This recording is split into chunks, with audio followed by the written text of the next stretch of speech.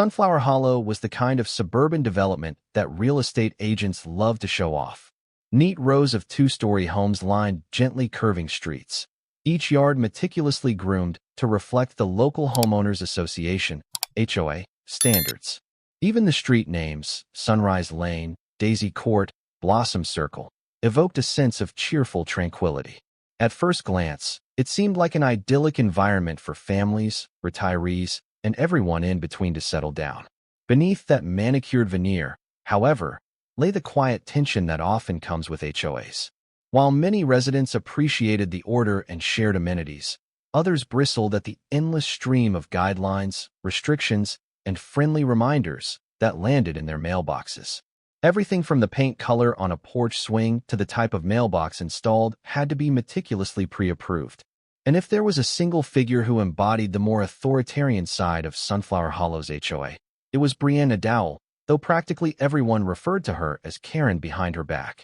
Karen was in her mid-50s, with hair styled in a severe bob that somehow never looked out of place, and a closet full of pastel sweaters that made her appear perpetually dressed for a garden party.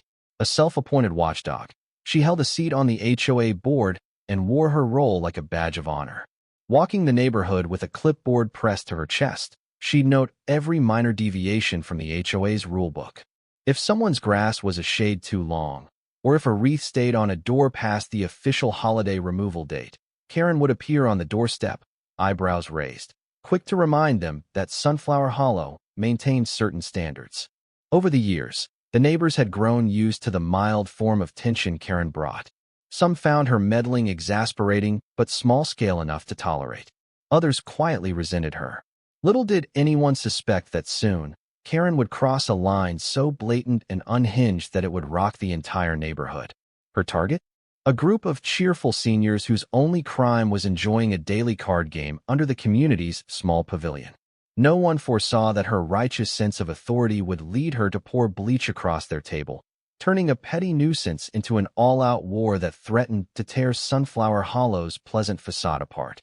Every weekday, around mid-morning, a small group of retirees gathered in the community's charming gazebo, sometimes called a pavilion or covered pergola. This structure stood in the center of Sunflower Hollow's main park, overshadowed by graceful willow trees. It held a few picnic tables, each with benches on either side. Painted white, the pavilion had hung flower baskets, replaced seasonally to match the local flora. In short, it was a picture of suburban gentility. The group of senior citizens consisted of about 6 to 8 regulars, though the number occasionally fluctuated. Their ringleader was Martha Rodriguez, a retired elementary school teacher known for her warm laugh and a knack for storytelling. By her side was Eugene Park, a former accountant whose sharp mind and meticulous approach to numbers made him a formidable card partner. The group also included Barbara Singh, Howard Lee, Patty O'Connor, and a couple more neighbors who would come and go as schedules allowed. They started meeting by coincidence a year prior, discovering a shared love of classic card games. Rummy, pinochle, spades, sometimes bridging into canasta if they had the right number of players. Over time, the informal gathering became a daily ritual, providing companionship, mental stimulation, and a dose of fresh air. Rather than play indoors at someone's home, they appreciated the open breeze and sunshine the pavilion offered, particularly in the milder months of spring and autumn. The group's presence in the gazebo was a welcome sight to many passers-by. Parents leading toddlers on a walk might stop to wave, kids returning from school might greet them with shy smiles, and dog walkers sometimes paused to exchange pleasantries. To the seniors themselves, this routine was a cherished part of their golden years, an affirmation that life in Sunflower Hollow could be peaceful and community-oriented. But not everyone appreciated the daily gatherings. Karen, always scouring for potential rule breaches or inappropriate uses of communal areas, took notice of the seniors' consistent occupation of the pavilion. In her mind, no single group should use a community space so regularly, especially if it meant neighbors might be turned away from using it. Never mind that the seniors were hardly exclusive, they welcomed guests. Karen decided the presence of these retirees needed to be curtailed. And so, her dissatisfaction began to simmer, ready to boil over at the slightest perceived provocation. At first, Karen merely grumbled privately about the seniors' daily gatherings. She would pass by, clipboard under her arm, noticing the same group day after day. Occasionally, she'd politely greet them, a forced smile plastered to her face, but inside she fumed. They're monopolizing the pavilion. This is a shared neighborhood resource. She looked for ways to interpret HOA guidelines to hamper the group. She pored over the rulebook, scanning for any mention of time limits on public amenities or a maximum number of gatherings permitted. She found vague references to the pavilion being available for residents to enjoy, but nothing that could be twisted to ban a daily card game. Frustrated, she began crafting a narrative that the seniors were hogging the space, preventing others from enjoying it. The fact that no one else had ever complained or even tried to use the pavilion at the same times didn't deter her. In hushed tones, she mentioned her concerns to fellow board members. Some shrugged, pointing out that the seniors had as much right to the pavilion as anyone. Others politely told her they saw no reason to intervene. With little official backing, Karen's resentment festered. She became convinced that the seniors' daily presence was an affront to her sense of order. She told herself that they left clutter, deck boxes, snack wrappers, though in reality, the seniors were quite tidy. She told herself that the group intimidated other potential users, though no such complaints existed. Small acts of sabotage began creeping into Karen's mind. Perhaps she could file an anonymous complaint about litter or noise. Maybe she'd suggest the HOA place a sign limiting usage to 1 hour at a time. But these half-baked ideas were overshadowed by the knowledge that the seniors were well-liked. If she tried to strong-arm them officially, she might face pushback. Then, a spark of pettiness flared. She recalled an incident from months ago when a neighbor's children left chalk drawings on the sidewalk, and she had removed them with cleaning solution, prompting mild disapproval. But this time, her plan would be more direct. She'd stifle the seniors' card games by destroying the table setup itself. Bleach was a potent chemical, sure to ruin their decks, perhaps drive them away for good. Even better if it forced them to replace the table. She found the idea both drastic and thrilling, an extreme measure that would convey she meant business. But such an act risked crossing a line from petty annoyance into outright vandalism. Did Karen realize it might spark an intense neighborhood backlash? Possibly not. She was too blinded by her own convictions, certain that the seniors were out of line, and that, as an HOA board member, she had every right to reclaim the pavilion for the community. And so, her plot began to form, paving the way for a confrontation that would shake Sunflower Hollow's sense of order. Meanwhile, the seniors remained blissfully unaware of Karen's growing animosity. On a sunny Tuesday in late spring, they arrived at the pavilion with their usual good cheer. Martha Rodriguez greeted each friend with a hug or handshake. Eugene Park spread out a green felt table cover, aiming for a smooth surface to deal cards upon. Barbara Singh rummaged in her tote for the day's decks, one for pinochle, one for spades. Howard Lee carried a small thermos of coffee, while Patty O'Connor supplied a plate of homemade cookies. They teased each other good-naturedly, discussing family updates or local gossip. They settled in, the warm breeze making the pavilion's interior cozy yet open. Dappled sunlight filtered through overhead beams. Birds chirped in nearby trees. Occasionally, a breeze rustled the edges of their playing cards. It was, in short, a moment of suburban harmony. Halfway through a round of spades, Eugene paused to sip coffee. "You know, we're lucky to have such a nice spot," he remarked. "A covered area where we can gather without worrying about scheduling or renting space." Patty nodded. "I agree. The HOA can be picky about some things, but at least they keep this park well maintained. I'm grateful we can meet here every day." Eugene eyed the horizon with contentment. "I guess we should be thankful none of them mind us using the pavilion so regularly." Martha shrugged. "Why would they? We keep it clean, we're quiet, and we're just enjoying ourselves, right?" They all grinned, unaware that their innocence was about to be shattered by an HOA figure who did, in fact, mind very much. In the distance, Karen walked by on her usual inspection. She caught sight of the seniors, eyes narrowing. A flicker of something, displeasure, envy, or pure resentment, flashed across her face. Quickly, she moved on, but not before they sensed her gaze lingering. Eugene gave a polite wave, and Karen's stiff nod was barely a courtesy. If any of the seniors suspected trouble, they dismissed it. They believed in the fundamental goodwill of Sunflower Hollow. They had no inkling that Karen was on the brink of a malicious act that would push them from mere irritant in her eyes to outright victim of sabotage. Later that afternoon, Karen retreated to her home, a neatly trimmed two-story near the end of Blossom Circle. In her garage sat a shelf of cleaning supplies, including a large jug of bleach, typically used to scrub down her driveway or sanitize outdoor furniture. She grabbed it, hefting its weight. The plan formed in her mind. I'll do it early in the morning. I'll drench their table so the bleach soaks in, making it impossible for them to play. She reasoned that once the wood was marred, or at least the surface turned unbearably noxious, the seniors might give up using the pavilion. Or maybe the bleach smell alone would deter them. She also considered whether she should do it stealthily or make a public display. Part of her craved to confront them openly, but a quieter approach might avoid direct blame. She decided on a hybrid tactic, an early morning sabotage, then an immediate confrontation if the seniors arrived. She would argue that she was cleaning the pavilion table, ridding it of alleged stains, or fulfilling an HOA housekeeping duty. The bleach was her chosen weapon, ironically bridging the gap between cleanliness and aggression. All evening, she stewed on her plan, ignoring the moral weight of such an action. In her mind, this was not just about a single group of seniors. It was about principle. No one should treat a community space as their personal hangout day after day.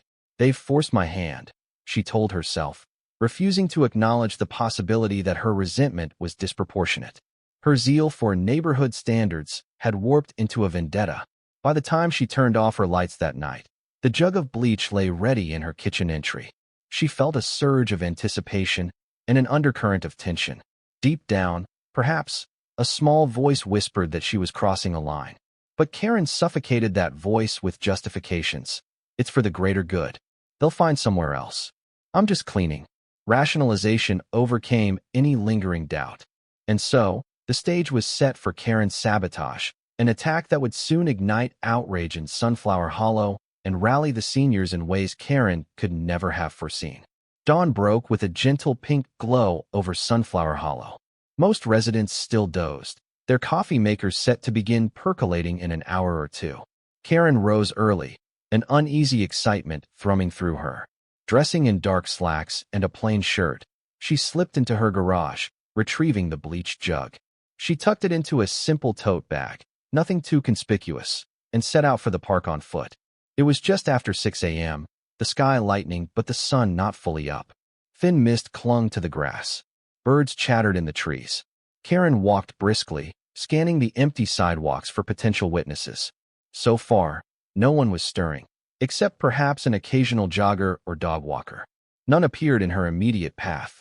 She arrived at the pavilion's perimeter, heart pounding. The structure stood silent, its white beams faintly visible in the dim morning. Stepping inside, Karen spotted the large rectangular picnic table the seniors typically used. She hesitated, half expecting someone to leap out and catch her. But the place was deserted. Summoning her resolve, she pulled the bleach jug from the bag, unscrewed the cap, and began pouring. The liquid hissed softly as it contacted the wooden surface, forming rivulets that snaked across the table's center. She poured more near the edges, aiming to saturate every inch. The pungent chemical odor flared, stinging her nostrils. She wrinkled her nose but pressed on. She wanted it thoroughly soaked, leaving no portion of the tabletop untouched by bleach. Once done, she recapped the jug, stepping back to observe her handiwork. Already, streaks of bleach paled the wood's finish. The smell was overpowering. Karen nodded grimly, satisfied. She had effectively ruined the table for any immediate use. If the seniors arrived, they'd find their usual spot reeking, their cards instantly damaged if placed upon it. That was enough for her. She planned to slip away, let them discover it themselves. If confronted later, she could claim she was only disinfecting the table as part of a volunteer cleaning initiative, though she anticipated they might suspect her. She told herself it was worth the risk. As the sun rose higher, Karen retreated, the bleach jug clinking in her tote. She felt an odd mix of triumph and anxiety. The act was done. Now, she'd wait to see how the seniors reacted, ideally, by ceasing their daily occupation of the pavilion. She tried not to picture the anger and betrayal they might feel. For Karen, the end, reclaiming the pavilion for everyone, justified the means. She hurried home, changed clothes, and began her usual routine, telling herself she had simply enforced a rightful standard. Little did she suspect the fury that would erupt once word spread. Nor did she realize that her sabotage would only galvanize the seniors, rallying them, and the broader neighborhood, against her meddling ways. Later that morning, around 9 a.m., Martha Rodriguez was the first senior to arrive at the pavilion. She'd come early to wipe down the table if there was dew, and set up their daily card station. Immediately, her nose crinkled at a sharp chemical stench. Approaching the table, she recoiled in alarm. The wood was streaked with irregular pale lines, glistening slightly in the morning light. Martha tentatively touched a spot with her fingertips, then jerked back as they came away slick and reeking of bleach. Shock rippled through her. Why would there be bleach all over the table? Did the HOA do a cleaning? But no notice had been posted, and no one in the past had used such a heavy-handed approach. This seemed deliberate, even malicious. Panic fused with anger as she realized the table might be ruined, warped, or permanently discolored. She also worried about inhaling fumes or touching the surface. Clearly, it wasn't safe for their card-playing routine. One by one, the other seniors arrived. Eugene Park, Barbara Singh, and the rest. Each expressed dismay upon seeing the bleached table. The smell was overwhelming, the wood surface wet and cold to the touch. Their disbelief quickly turned to frustration.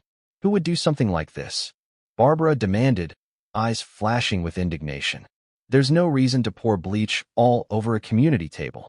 Eugene set down his carrying case, sighing. This is blatant vandalism. Maybe we should call the HOA or the groundskeeper. They scoured the pavilion for any clue. No official sign indicated cleaning or repairs. A few footprints in the dew suggested someone had visited earlier, but that was all. Martha's stomach churned. Someone must have singled them out. We've never had trouble with the HOA. Everyone sees us as harmless, she murmured. Could it be a random prank? Howard Lee, scanning the area, shook his head. This is too targeted for a prank. You'd need a large jug of bleach. They wanted to ruin the tabletop for sure. Though unsettled, the seniors refused to slink away. Instead, they used their phone cameras to document the damage, snapping pictures of the bleached streaks. Then, carefully stepping back from the fumes, they discussed next steps. Maybe the HOA caretaker could attempt to rinse it down, or they could request a new table. For the moment, though, their morning game was impossible. Distressed, they retreated to a nearby bench to talk. A cloud of disappointment and anger hung over them, yet none suspected the culprit was a high-ranking HOA member carrying out her personal vendetta. Word of the bleached table spread rapidly that day through Sunflower Hollow. Some parents, taking their toddlers to the park, discovered the seniors in dismay near the pavilion, overheard the story, and commiserated. Others saw the white-streaked table from afar, stepping closer to sniff the chemical tang. Slowly, a consensus formed. This was no accident. Someone had deliberately sabotaged the beloved meeting spot. By late afternoon, the seniors had reported the incident to the HOA's general manager, an affable man named Glenn Walters, no relation to Mrs. Walters. Glenn was horrified by the bleach attack, promising to investigate. He suspected an overzealous resident or bored teenager might be responsible. The notion that an actual board member, Karen, could do such a thing didn't cross his mind initially. However, Glenn was aware of Karen's frequent complaints about monopolized community areas. It tickled a suspicion, but he lacked proof. Martha and Eugene posted about the incident on the neighborhood's online forum, describing how bleach had ruined their usual table and forced them to abandon their daily game. Residents flooded the thread with outrage, many offering theories: a vandal from outside the community, a malicious teenager, or perhaps a random disgruntled neighbor. Some mentioned Karen's past attempts to limit excessive usage of communal areas. She's always scolding people for using the pavilion too often, wrote one user. Another replied with an anecdote about how Karen once threatened to remove a children's party decoration from the same pavilion. These mentions made the seniors uneasy.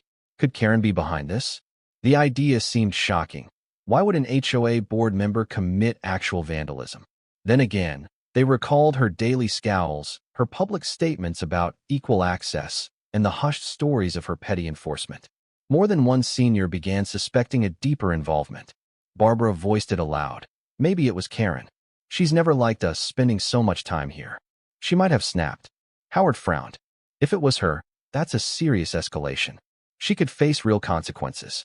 The board wouldn't excuse that, would they?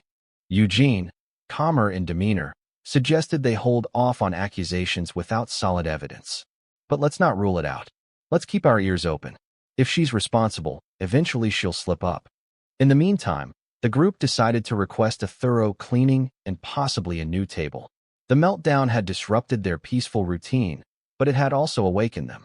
They realized the need to stand up for themselves if a powerful figure in the HOA was trying to intimidate them. And though frustration simmered, they remained determined not to let one malicious act drive them away from the pavilion permanently. Karen monitored the community forum from her phone, reading post after post about the Bleach incident. She smirked at the outpouring of shock and dismay. Her sabotage was already having the intended effect. The seniors couldn't use the table. She had effectively disrupted their routine. Although some neighbors speculated about her involvement, she took comfort that no one had direct proof. She planned to feign ignorance if asked, or claim she was performing an unsanctioned cleaning to remove stains. At times, a pang of guilt tickled the back of her mind. She considered how the seniors might feel, losing their daily joy. But the bitterness fueling her overshadowed remorse. She reasoned that they deserved it for hogging the pavilion. This was for the good of the community, she told herself. One group shouldn't claim a public spot day after day. Still, her nerves jangled each time she stepped outside. She half expected an angry confrontation. But over the next couple of days, no one directly accused her. A few neighbors gave her suspicious looks, but Karen maintained her usual stern expression, deflecting any inquiry with, "I have no idea who would do that." Terrible shame. She busied herself with other HOA tasks, drafting a memo about lawn edging, overseeing the new signage for the community pool. Occasionally, the memory of pouring bleach at sunrise jolted her. She replayed the scene in her mind, the swirl of chemical fumes, the table turning pale. A sense of power coursed through her, as if she alone dictated the fate of that space. It was a twisted validation of her self-appointed authority. Her only worry was that the seniors might not back down. She'd heard rumors they were petitioning for a replacement table or a protective covering. If they returned in force, her sabotage might be meaningless. For now, though, she savored the knowledge that the pavilion was effectively out of commission for card games. Victory, albeit temporary, in her eyes. Little did Karen realize, the seniors were indeed regrouping, and the tide of neighborhood opinion was shifting swiftly against her brand of enforcement. Before long, her carefully crafted illusions of protecting the pavilion would unravel in the face of a determined, newly galvanized group of residents.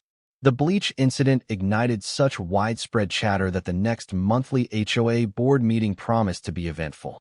Traditionally, these meetings saw modest turnout, perhaps a handful of residents interested in landscaping budgets or minor violations.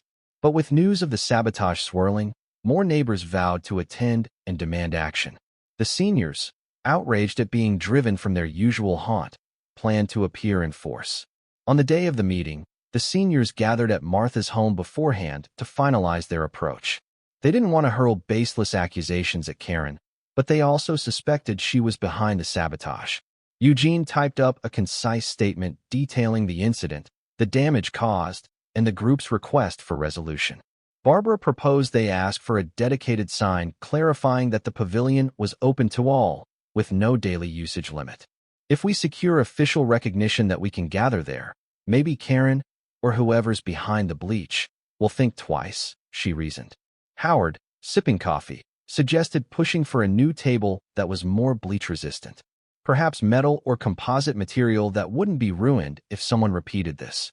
The group agreed, and if the HOA refused to assist, they might crowdsource funds from neighbors who supported their cause. They also planned to mention the possibility of security cameras in the park, a measure that could deter future vandalism. As evening approached, they made their way to the community center. The meeting room was fuller than usual, chairs set out in neat rows, a small podium at the front for board members. Karen sat at one end of the board's table, wearing a lavender cardigan, her lips pressed into a thin line. She scanned the crowd, noticing the large contingent of seniors. A flicker of apprehension crossed her face, but she composed herself. The board president, an even-handed man named Kenneth Harris, called the meeting to order. After routine formalities, he opened the floor for new business. Martha stepped up, representing the seniors, and began reading from Eugene's prepared statement. She described the bleach-soaked table, the abrupt end to their daily games, the frustration and sadness it caused. Murmurs of sympathy rippled through the audience. Then Barbara weighed in, referencing how they'd always used the pavilion responsibly, never blocking others. "We believe this was a targeted act," she said, voice trembling with anger. "And we want the HOA to investigate it as vandalism." Karen sat motionless, her eyes fixed on her clipboard. She could feel the tension building. Soon, the president would invite discussion, and she'd have to respond. She glanced at the other board members, some exchanging uncertain looks. This was no small matter of a hedge violation. It was a destructive act that had outraged many. Karen braced herself, ready to deflect or discredit the seniors' claims if necessary. But deep down, a knot of dread churned. If someone had evidence or a witness, her carefully guarded secret might be undone. Kenneth Harris, clearing his throat, thanked the seniors for bringing the matter to the board's attention. "We take vandalism in community spaces very seriously," he said. "I'm shocked by this Bleach incident. We'll do everything we can to find out who's responsible." He then opened the floor to board discussion. Immediately, a middle-aged board member named Charlene Porter voiced her dismay. "Bleach is a dangerous chemical. This is more than mischief. It's a deliberate assault on our property.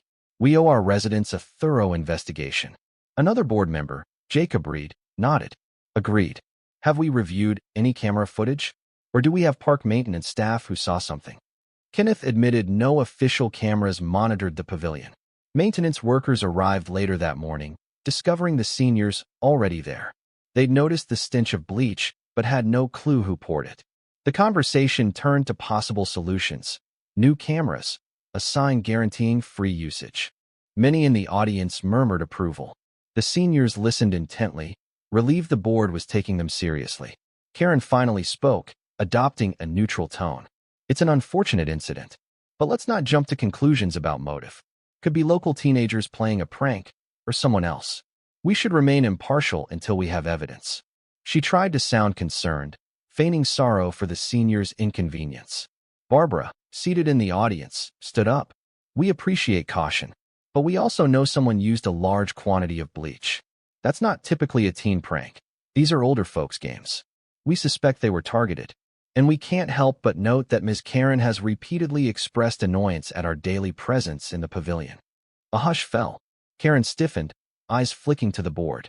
Charlene Porter turned her gaze toward Karen. "You have voiced concerns about the pavilion's usage, correct?" Karen's lips curled slightly. "I might have said the pavilion is for everyone, not just one group all day. That's hardly reason to accuse me of vandalism.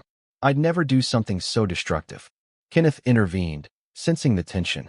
"We won't accuse anyone without solid proof," he said gently. "But the seniors have the right to suspect foul play from someone who disapproved of their routine. Now let's discuss immediate remedies. We can't just let the pavilion remain defaced." The board members proposed an interim solution, replacing or deep cleaning the table, plus signage clarifying that all residents, including the seniors, had a right to gather. Some neighbors in the audience called for an official condemnation of the Bleach Act, urging the board to label it unacceptable behavior, subject to fines or legal consequences if discovered. The meeting concluded with a vow to investigate further, set up more robust rules protecting communal gatherings, and expedite the table's repair or replacement. Karen left the room swiftly afterward, ignoring the seniors' pointed stares. Her mind whirled. She'd escaped direct blame, for now. But the HOA was rallying to support the seniors, and neighbors were outraged. Her sabotage had ironically triggered a wave of empathy for the card players. She tried to console herself that at least she'd disrupted their habit. Perhaps that alone was worth it. Little did she know, the seniors, fueled by righteous anger and newfound community support, were only growing more determined to reclaim their space, and upgraded in ways that would forever thwart her petty interference. In the wake of the contentious HOA meeting, Sunflower Hollow's residents rallied around the seniors more than ever. On the neighborhood forum, Dozens of posts praised the group's perseverance and condemned the Bleach incident as a cowardly act. Some volunteers offered to help scrub or refinish the table if it could be salvaged. Others proposed chipping in for a new, sturdier piece of furniture that might withstand weather and potential vandalism better. Among the most vocal supporters was a local woodworker, Paul Dempsey, who lived 3 streets over. He reached out privately to Martha, offering to craft a custom table from composite materials that resist chemical damage. Moved by the generosity, Martha told the rest of the group, who wholeheartedly agreed to accept. They insisted on reimbursing him for materials at least, but Paul shrugged. "I'd be proud to do it for free, as a statement that we won't let bullies ruin our sense of community," he said. Ultimately, they worked out a modest payment to cover costs, with the seniors and a few neighbors pooling funds. Word soon reached the HOA board. Far from objecting, Kenneth Harris and Charlene Porter welcomed the initiative. They recognized it might expedite restoring the pavilion's usability. The board even offered to reimburse half the materials cost from the communal upkeep budget, viewing it as an emergency repair. In short, every reaction to the sabotage was going the seniors' way. More neighbors joined in, more resources appeared, and the pavilion's future looked brighter than ever. Meanwhile, Eugene, ever meticulous, suggested they invest in laminated playing cards as a further safeguard. "Even if someone tries bleaching them, a quick rinse might suffice," he joked bitterly. The group liked the idea. Barbara found a set of glossy, waterproof decks online. They placed an order, planning to proudly brandish them at the pavilion once the new table was ready. The seniors vowed not to skip a single day of meeting, although in the interim, they used portable folding chairs and a small camping table in the pavilion's corner, ignoring the bleach-stained relic in the center. Karen, observing these developments from the sidelines, felt her success unravel. Far from driving the seniors away, her sabotage had spurred them to improve their setup with the HOA's blessing. The more the community championed the seniors, the more Karen realized her position was precarious. If anyone discovered her direct involvement, she might face censure or worse. Yet her pride refused to admit defeat. She ranted in private about how the seniors were manipulating sympathy, though she never dared say it aloud. The tide of public opinion had turned decisively against the saboteur, whoever it might be. Within a week, Paul Dempsey finished constructing the custom composite table. Designed to resemble the pavilion's original style, it boasted a sleek, wipe-clean surface resistant to moisture, stains, and mild chemicals. He even added a subtle inlay of sunflowers along the edges, a nod to the neighborhood's name. One Saturday morning, a group of volunteers gathered to install it under Paul's guidance. The old bleach-soaked table had already been removed by ground staff, leaving an empty space waiting to be filled. As the new table was carefully positioned, residents looked on, clapping. The seniors grinned, touched that so many people cared enough to help.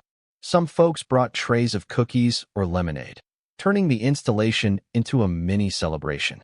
Children toddled around, curious about the activity.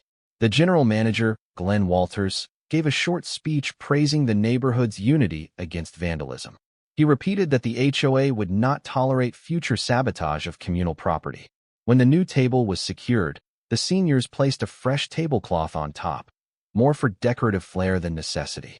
Then, with a theatrical flourish, Martha unveiled the brand-new laminated playing cards.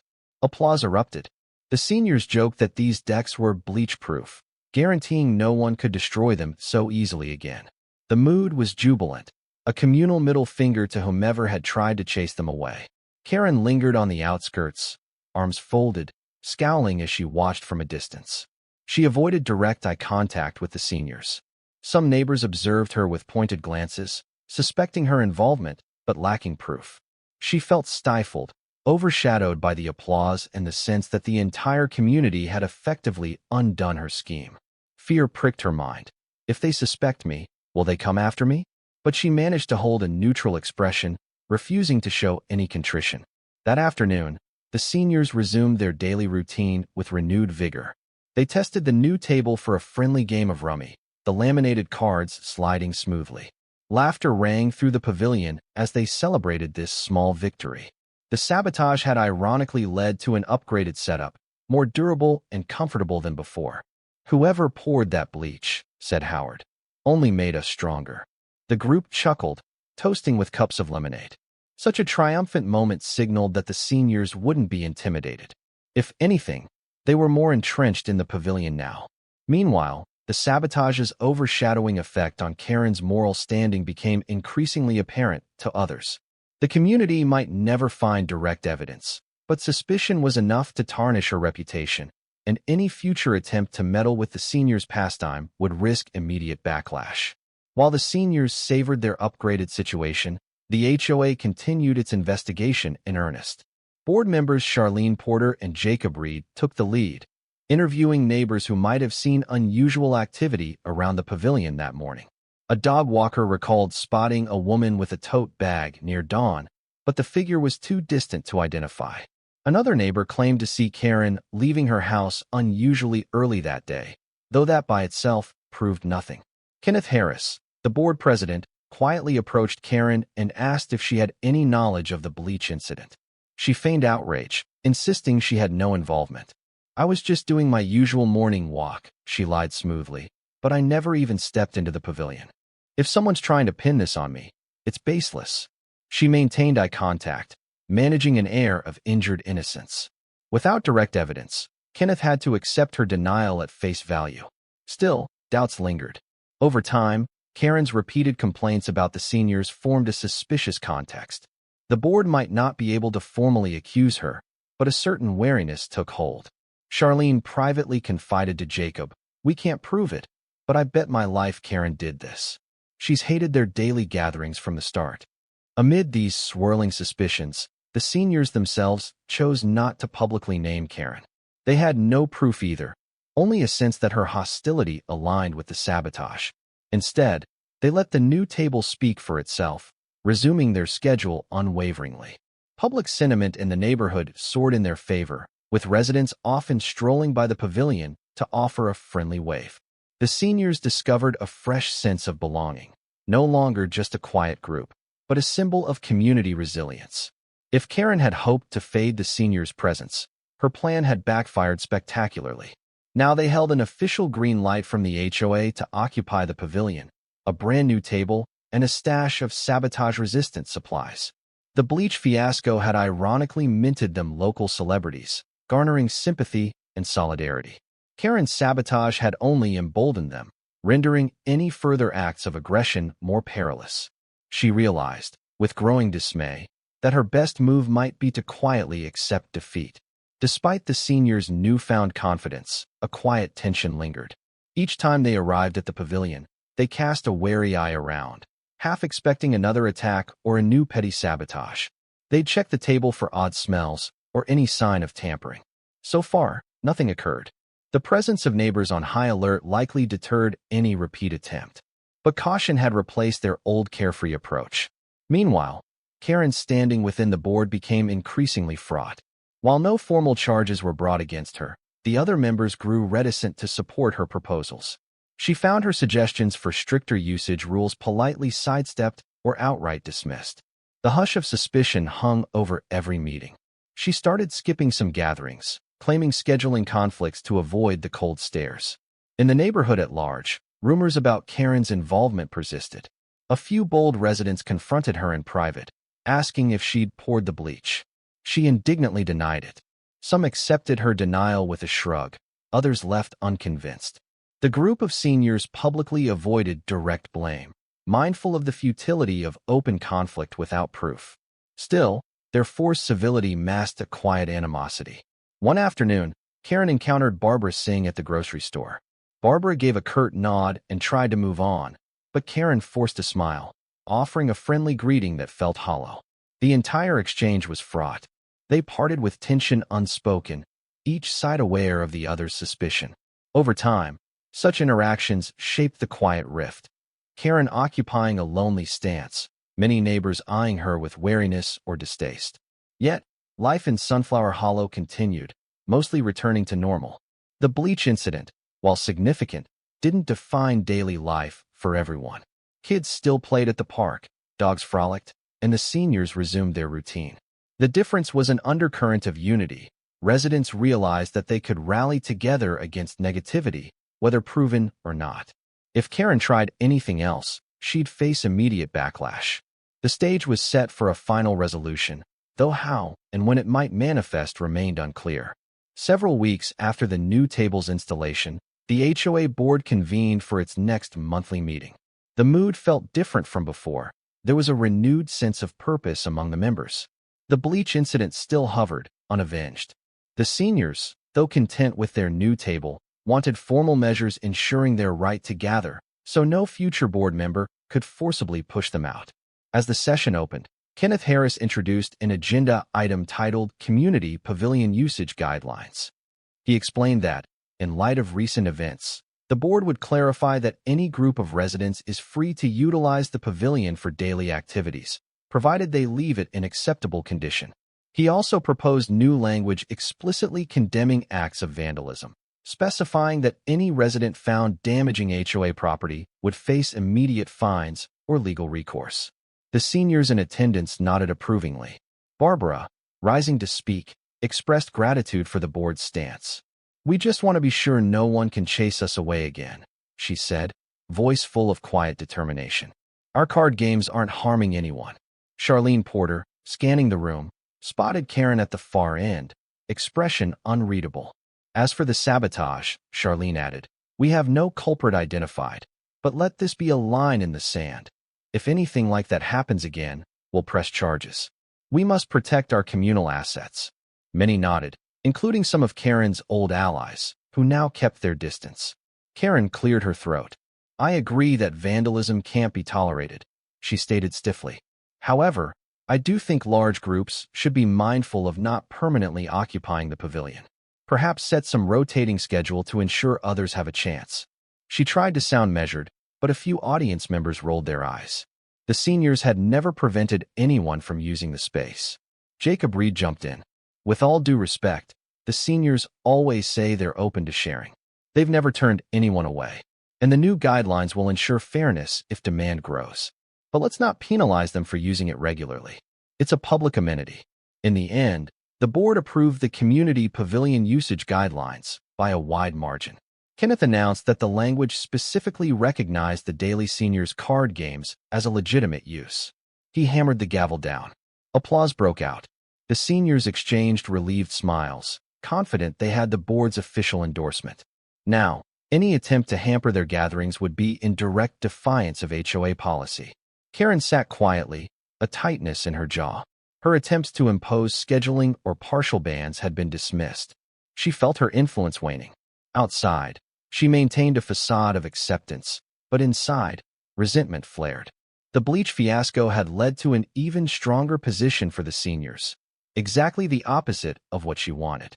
In the weeks following the new guidelines, the seniors fully resumed their daily pavilion routine. The vantage they enjoyed was better than ever, with a top-quality table and official HOA backing.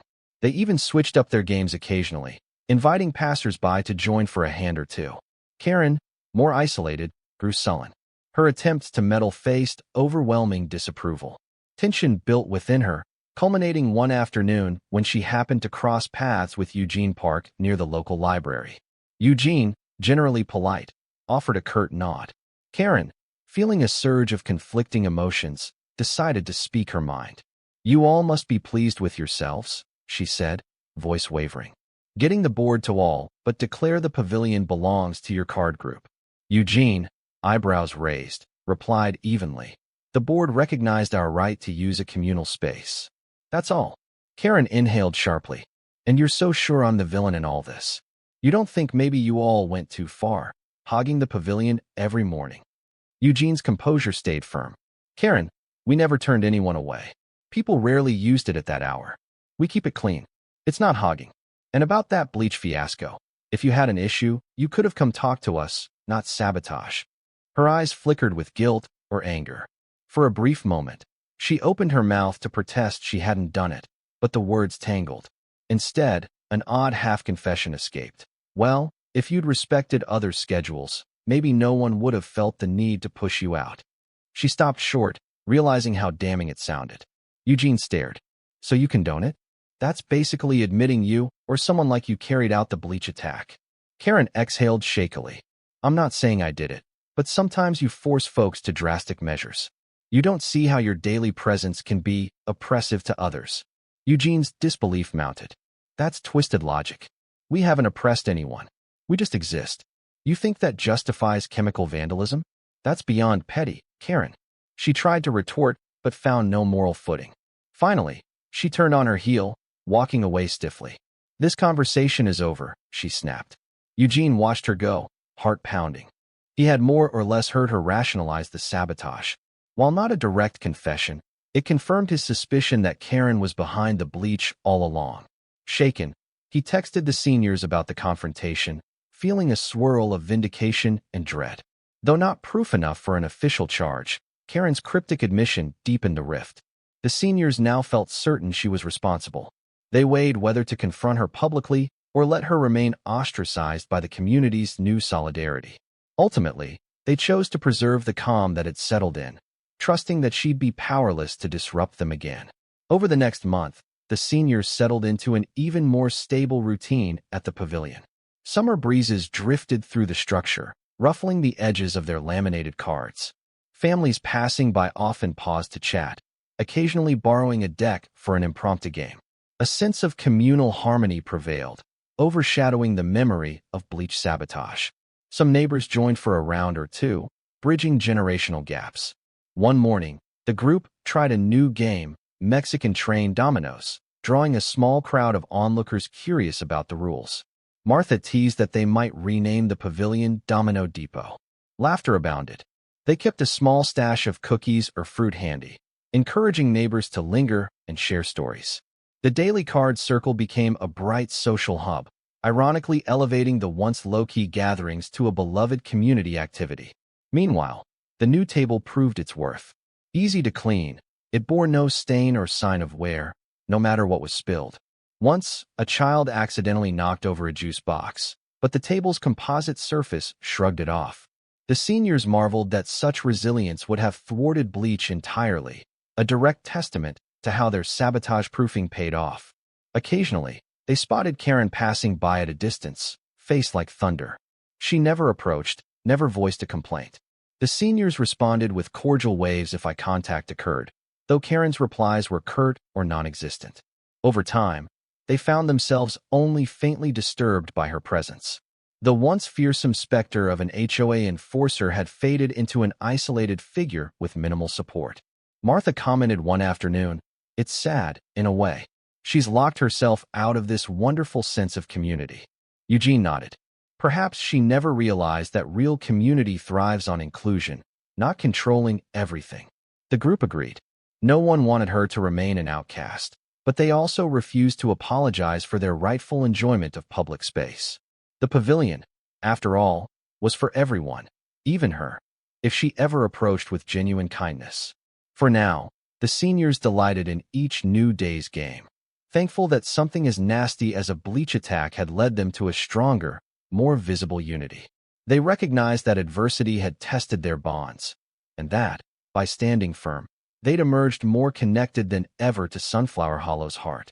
As summer neared its end, the HOA board, prompted by continuing discussions about communal property, released a formal statement on the bleach incident. Though it didn't name a specific culprit, lack of hard evidence prevented that. The statement unequivocally condemned the act as vandalism. It praised the seniors for maintaining a respectful, open presence in our community pavilion and reaffirmed the newly adopted usage guidelines. The statement concluded, "Sunflower Hollow stands for inclusivity, collaboration, and neighborly goodwill. We will not tolerate malicious attempts to deny any group their rightful enjoyment of shared amenities." The letter arrived in every resident's mailbox. Most read it with approval, acknowledging that the bleach fiasco had become a cautionary tale. A wave of relief followed, especially among those worried that a second sabotage might occur if the first was ignored. Now the entire neighborhood was on record as rejecting such behavior. Karen, reading the letter in her living room, bristled. She recognized it as a coded admonishment. The phrase "malicious attempts to deny any group" felt like it was written specifically about her. She realized the board had effectively pinned moral blame on the unknown perpetrator, her, without direct accusation. She fumed privately, but there was no recourse. Any protest she made would only fuel rumors of her guilt. Thus, the Bleach incident settled into local memory as a dark moment that ironically spurred improvements. Families who once avoided the pavilion found it newly appealing, thanks to the seniors' amiable presence and the robust new table. Indeed, the seniors often waved in newcomers, offering them seats if they wanted to rest or watch a game. The group had blossomed into an unofficial welcoming committee, turning the once rarely used pavilion into a lively hub. The seniors themselves felt a quiet satisfaction. They'd survived an unwarranted assault on their harmless pastime and come out stronger, with official backing from the HOA. The memory of Bleach soaking the old table still stung, but the new normal overshadowed it. A normal in which sabotage was futile, their cards were laminated, and the community stood on their side. Months later, autumn leaves fell across Sunflower Hollow, drifting onto lawns and swirling in breezes that whispered around the pavilion.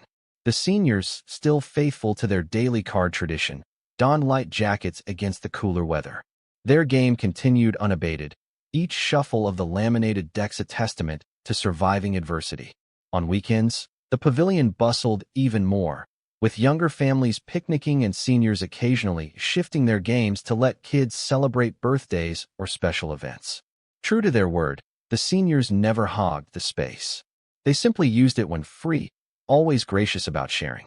Karen, quietly diminished in influence, remained in Sunflower Hollow, but her presence grew less frequent.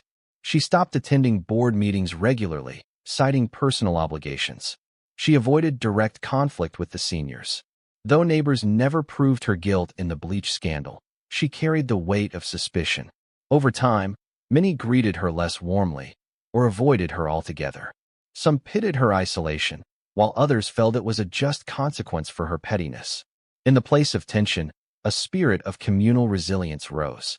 People looked out for one another more, realizing that someone's attempt at sabotage could be thwarted by collective goodwill. The seniors occasionally joked about forming a Sunflower Hollow card and domino club, inviting any resident to join. They even arranged a weekend card fest, showcasing games for younger folks to learn. The event drew an enthusiastic crowd, further cementing the pavilion's status as a beloved community landmark. In quiet moments, Martha reflected on how a single malicious act had led to so many positive changes. The new table, the laminated cards, the formal support from the HOA. None would have existed without the Bleach fiasco forcing them to stand up for themselves. She wished that they could have reached such a point without suffering sabotage, but life rarely cooperates so neatly. Sometimes it takes adversity to reveal a community's true character. As the days shortened and winter approached, the seniors prepared for cooler months. Some might skip a day or two when temperatures dipped too low.